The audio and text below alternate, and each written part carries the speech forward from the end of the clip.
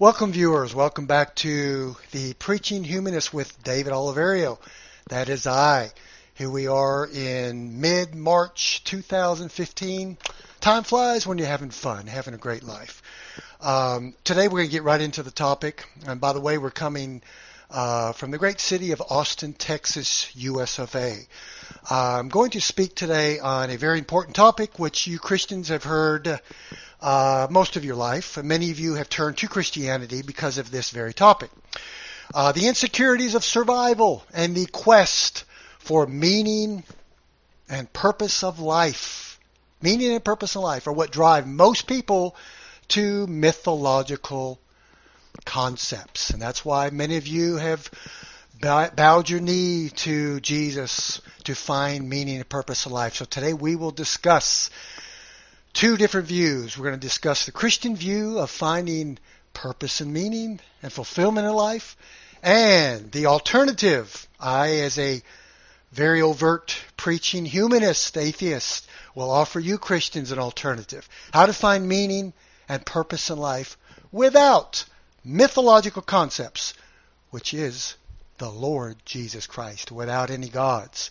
So, through the pervasiveness of Christianity, the preaching of Christianity, one of the most important themes that has been used to attract people to the Christian movement for the last 2,000 years. I used to do it as a preacher when I was a young preacher, and many preachers continue to do it.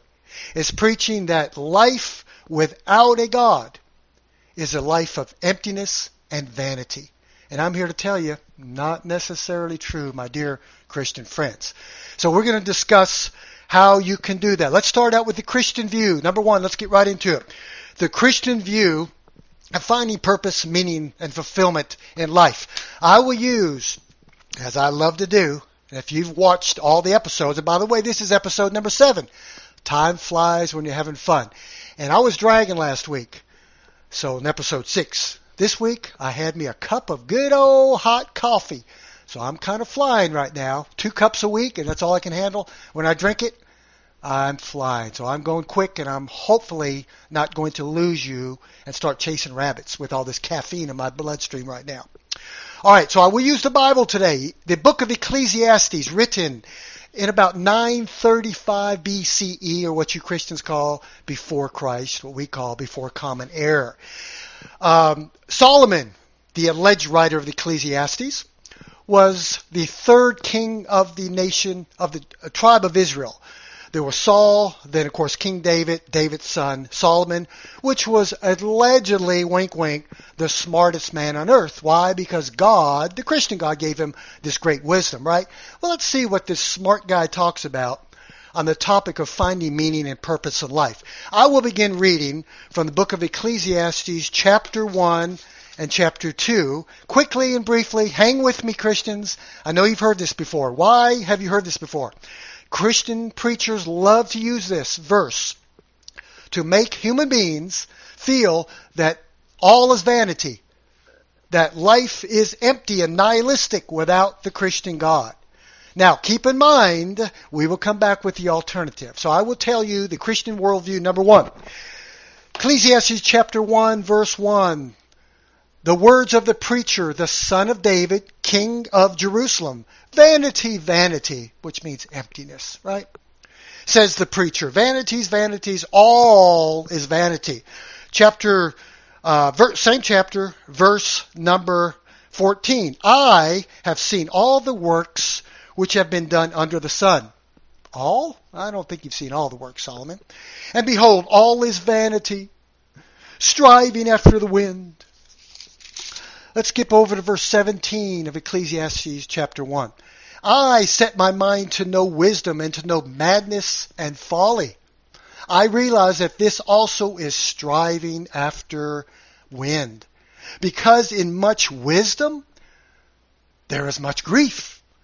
And increasing knowledge results in increasing pain. A little contrary to those of us that have found meaning and purpose in life in studying moral philosophy and science and world history, just being human. Actually, increasing knowledge and wisdom is a good way to find true happiness in life. And we will discuss that in a moment. Chapter 2, listen to what the smartest guy in the world says about vanity and finding meaning and purpose in life. Chapter 2, verse 1, I, Solomon, said to myself, come now, I will test you with pleasure. So enjoy yourself. And behold, it too was futility. I said of laughter, it's madness. Actually, Solomon, you're wrong. I think most of us know that laughter's good for the soul, right? It's good. It brings about good moods and so forth. Proven in neurology and science. It is madness and of pleasure. What does it accomplish? I explore with my mind how to stimulate my body. With wine. Ooh, Solomon drinking some wine. Get a little alcohol in him. While my mind was guiding me wisely and how to take hold of folly until I could see. Now, I want you to notice something, my dear Christian friends. This man Solomon, allegedly ordained and anointed from the Christian God, the smart guy, right? Notice how many I's he discusses and talks about in this book. It's all about him. I want you to remember this very closely. I could see what good there is for the sons of men to do under heaven in few years of their lives. I enlarged my works. I built houses for myself. Pretty selfish guy here. I planted vineyards for myself. I made gardens and parks for myself. I planted in them all kinds of fruit trees. Sounds pretty good to me so far. I made ponds and water for myself. There he is again. All about me, me, me. From which to irrigate a forest and growing trees. Verse 7 of chapter 2. I bought male and female slaves. It's kind of gross. That's a little immoral. You have a low MQ there, dude. Solomon, you have a low moral quotient. Moral people don't have slaves. And I had homegrown slaves. We'll get to that some other time. I possess flocks and herds larger than all who preceded me in Jerusalem. Also I collected for myself silver and gold and the treasures of kings and provinces. I provided for myself male and female singers. Male and female singers and the pleasures of men. Ooh, Solomon, okay. Not that there's anything wrong with that, but okay. And many concubines. Verse 9, then I became great and increased more than all who preceded me in Jerusalem. My wisdom, hang with me, I'm almost finished, Christians, listen to me, also stood by me. All that my eyes desired, I did not refuse them. I did not withhold my heart from any pleasure. Poor guy's looking for meaning and purpose in life. For my heart was pleased because of all the labor. Thus I considered all my activities which my hands have done, and the labor which I have exerted, and behold, all was vanity, and striving after wind, and there was no profit under the sun.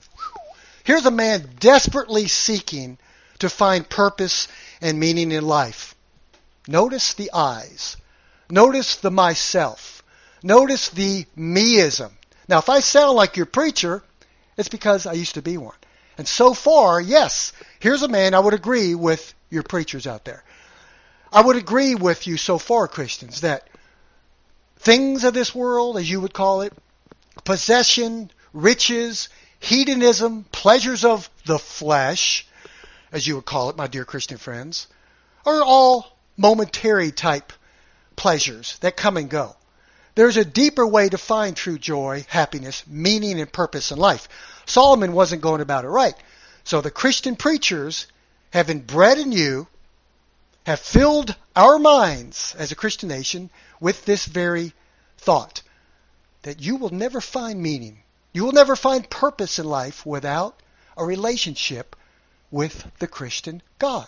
That's why this book has been used so successfully to make you people believe that you've got to have a God to have meaning and purpose in life. And let's see what Solomon says, the last few verses of the Book of Ecclesiastes. He said, the conclusion, my conclusion of the matter is this. Here I am, the wisest man on earth, given this wisdom from God, right? This is what they believe. That's what most of you Christians have been taught. Here I have tried all the women, and I guess he tried men too, all the sexual pleasures of this earth. I have tried riches. I have tried planting vineyards and everything for me to bring me pleasure and fulfillment, meaning, and purpose in life. And Solomon said it is vanity.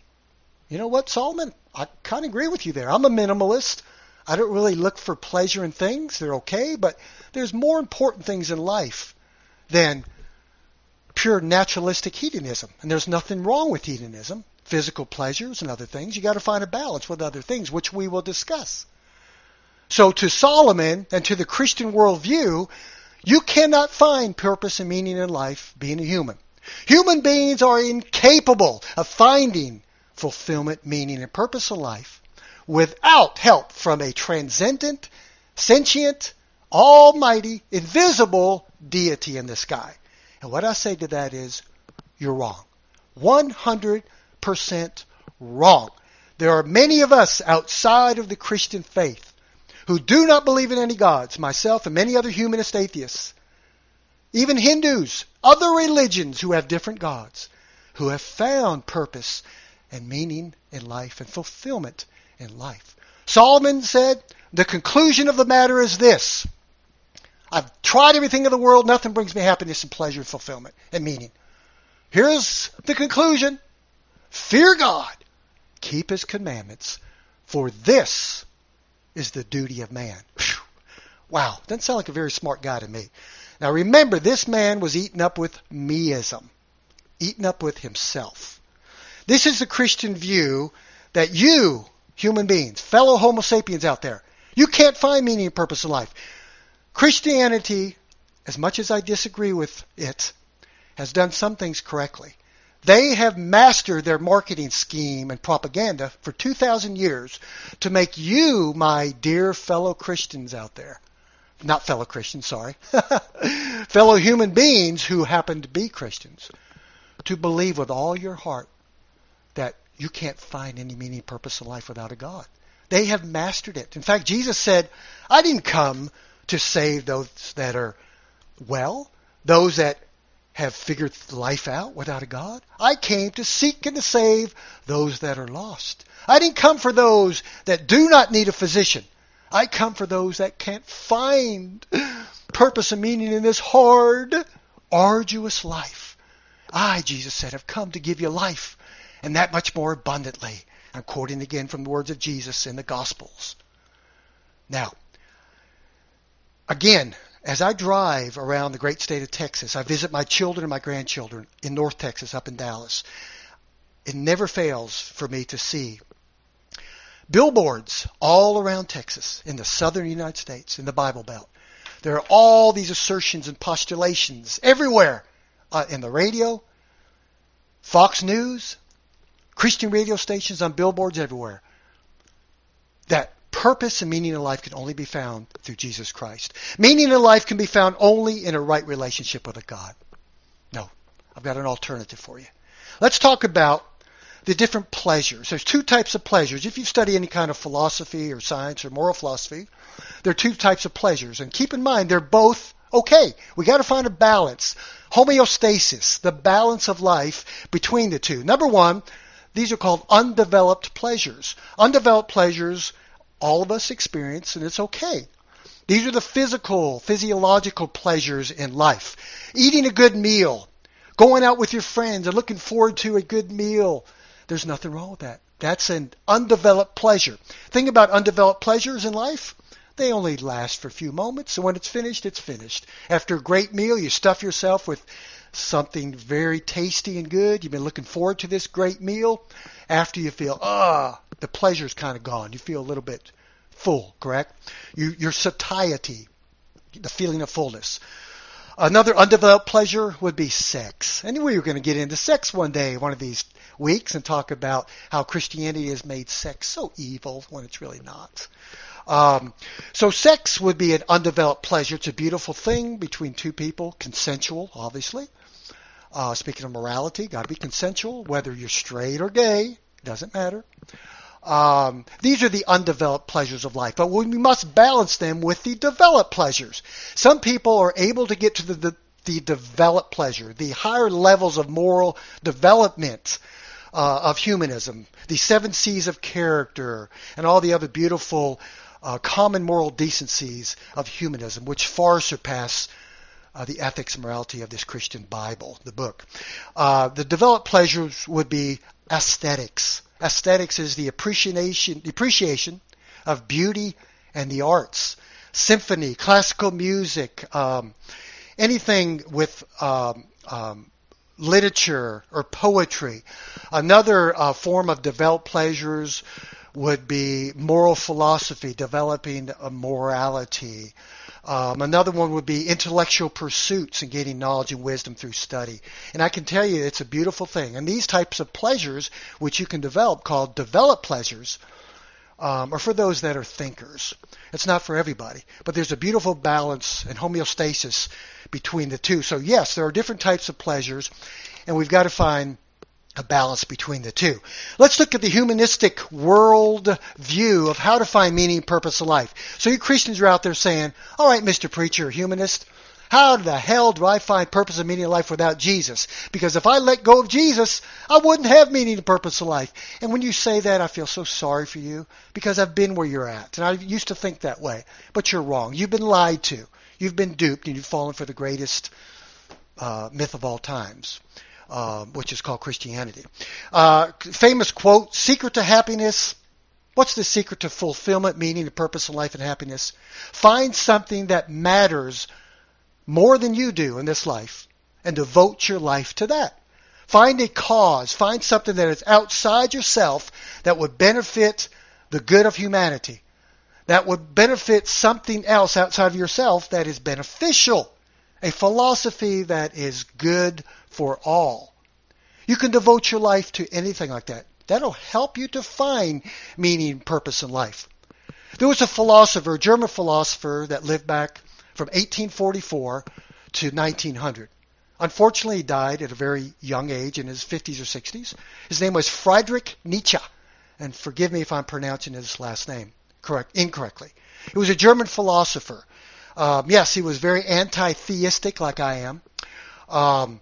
He talked about finding purpose and meaning in life without a God.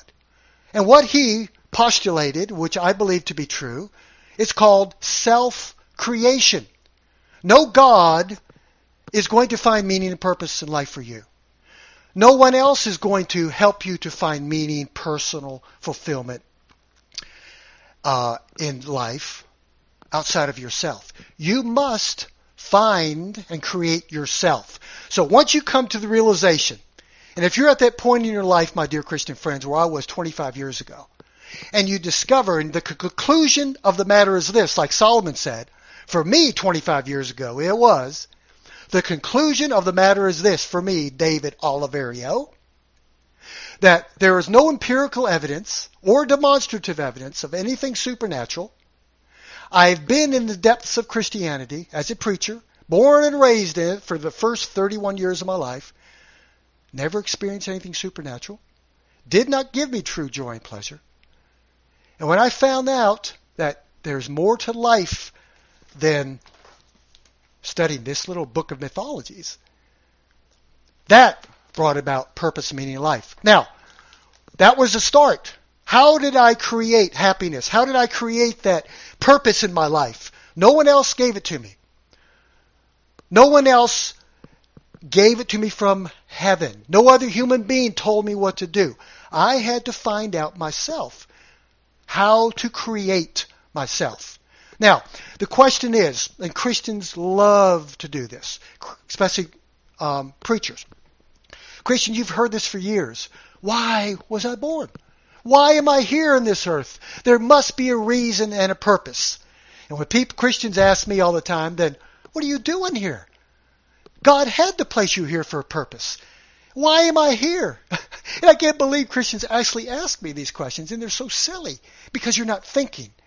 If you think about this, I got a simple natural explanation for your supernatural claims. You are here simply because a male gender of the species Homo sapien had sex with a female gender of the species of Homo sapien. They copulated, They committed proliferation, and there you have it. Do I have to explain that? That's biological. You're here. Now, what do you do when you're born? What do you do as you mature as a human being? How do you find purpose and meaning in your life? It's called self-creation. You must find meaning, purpose in life on your own. Now, can everybody do this? I think every human being has the tools and availability, everything you need to live a life of fulfillment, meaning, and purpose in life without a God. But most people don't know that you do. I'm here to encourage you to investigate, to read, to find out how you can do this without a God.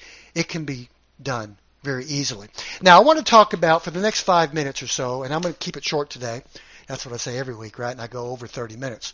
I want to talk about Abraham Maslow. Abraham Maslow was an American psychologist, the father of humanistic psychology. He lived from 1908 to about 1970. He died back in 1970. He wrote many books on Maslow's hierarchy of needs. And here he discusses how you can find, without a God, purpose, fulfillment, and meaning in life. And I will quickly go over it. Maslow's hierarchy of needs starts at level 1 of needs. We all have needs physiologically in our bodies. The basic needs, level 1, are food, water, nutrition, warmth, sex, belonging, relieving oneself, going to the bathroom, hunger, survival. These are called the basic level 1 needs in human nature. This is perfectly normal. The strongest need in our lives is survival, my dear Christian friends. Okay? So to meet these needs, we actively move out of ourselves to meet these needs. When we're hungry, we go out and eat. When we're thirsty, we drink. Now, level 2 is security on the level of needs. Number 3 was our social needs.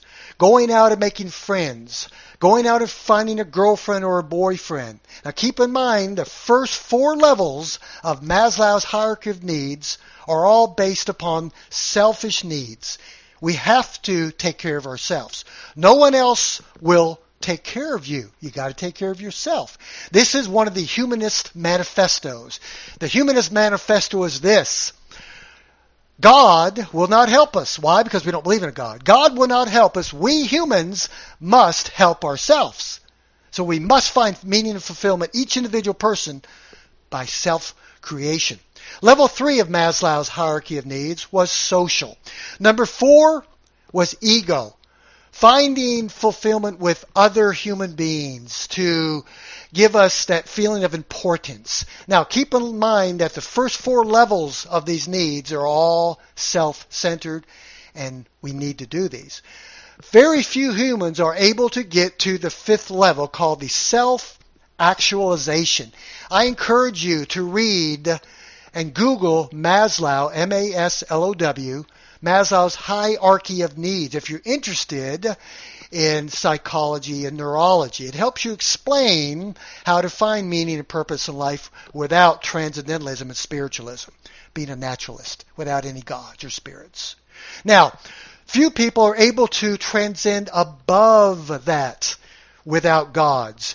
Level 5 would be self-actualization. I like to call this the level 6 of moral development, which is the humanistic worldview.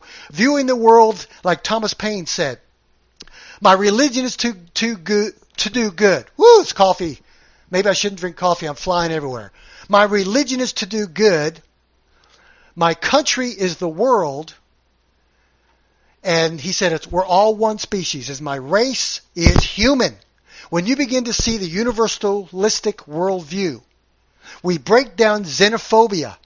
We break down walls of racism, and we see the human species as one race, the human race.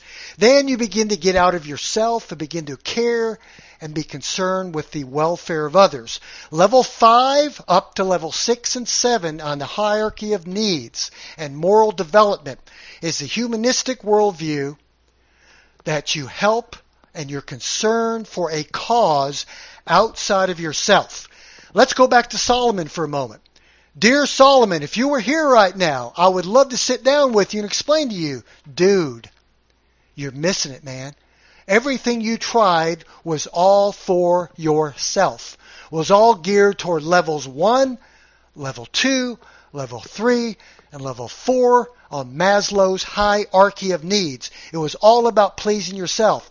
You're never going to find full fulfillment, meaning and purpose in this life unless you reach out of yourself, find a cause and a need greater than yourself that has more value than you to help others. I know some of my clients are non-Christians. I've got some female and male clients that do not believe in Jesus or any gods that commit their lives to a cause. I've got some women that commit their lives to helping young women who have been battered and beaten by very diabolical young men who have been abandoned by their husbands and left with 2 or 3 small children. Now, it's very immoral for a man to do that. We know that. But humans need to help humans. There is a cause. These women see the need outside of themselves, outside of level 1, 2, 3, and 4 of, like Solomon, all about me and myself, my money, my gardens, my women, my men, whatever, trying to find and fulfill that emptiness and that void that you Christians say we all have. You can fill the void. You don't need Jesus. You don't need a mythology to fill these needs. The need is there. Fill it. If I have a need for marriage, I've been single for 20 years. I'm pretty happy without a wife. I was married once. And if I do have a need or a hole, which you Christians assert, that only Jesus can fill, you're wrong. There are many things out there that can fulfill that need and void. Devote your life to a cause. Here's some little tidbit of truth for you Christians to chew on for a while. Outside of Christianity, to find meaning and purpose in life, use your biological strengths and abilities. Not gifts from a God. Biological. Both genetic and environmental influences structure our behavior. We all genetically have been predispositions for certain abilities and passions in life. If you find a passion in life, some people are able to find a job and a career that that's coincidental with their passion and their love in life, for life. You find your passion in life. You find what you're good at and what drives you. Perform that, whether it's a cause or a major kind philosophy in life. Pursue that out of yourself into helping others. You will find passion. You will find meaning in life. And I can tell you myself, I'll give you a personal testimony, anecdotal evidence, right? Since I left Christianity 25 years ago, I began to find what makes me tick in life. What kind of genetics, what the degree of relatedness from the chromosomes, 23 chromosomes of each parent with all the DNA copies of myself, right, in these copies of DNA. And you begin to find out, I found out what really makes me happy and tick in life. You pursue these. This is called self-creation, what Nietzsche was talking about. You don't need to find it from a deity. You don't need to find it from a primitive book. Now, is searching and for a meaningful, purposeful life without a God easy? No. And that's why it's so easy for people, individuals, to fall into infantile credulity. Because this, my dear friends, is easy. It says, hey, come to me, and I'll give you rest. He says, come to me, Jesus said, and I'll fill you. You will be complete in me. All you need to do, I'll fill you up with my Spirit. Allegedly, the Bible says. This is the easy way. Faith is easy, but thinking requires work. Thinking is not flowing with water running downstream. Thinking requires going upstream, against the grain. And again, like the quotes I use from many, many great philosophers of the past, that most people would rather die than think. And most of them do die before they actually think. So this life of finding fulfillment, meaning in life, does require thinking. It does require study and rationality and being an objective thinker. You must create self-creation. Find your passions in life. Find what you're good at in life. Get away from mythological concepts. Find something that helps other people. Dear Solomon, the conclusion of the matter is this: fear God and keep His commandments? No, dear Solomon. You were wrong.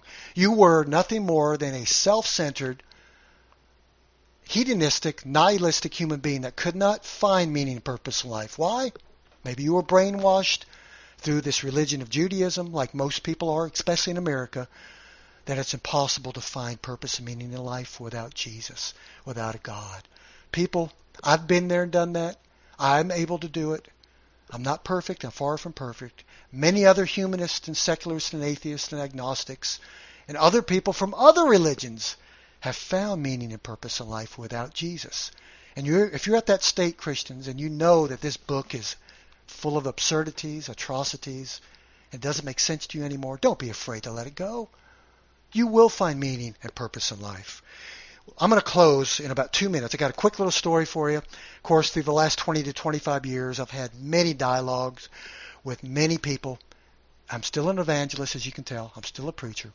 I used to go out a few years ago, literally looking for Christians to talk to. I would drink a cup of coffee on my slower days without many clients. And I would go to different churches during the week. I would go in there and talk to pastors and have debates, kind, friendly talks with them.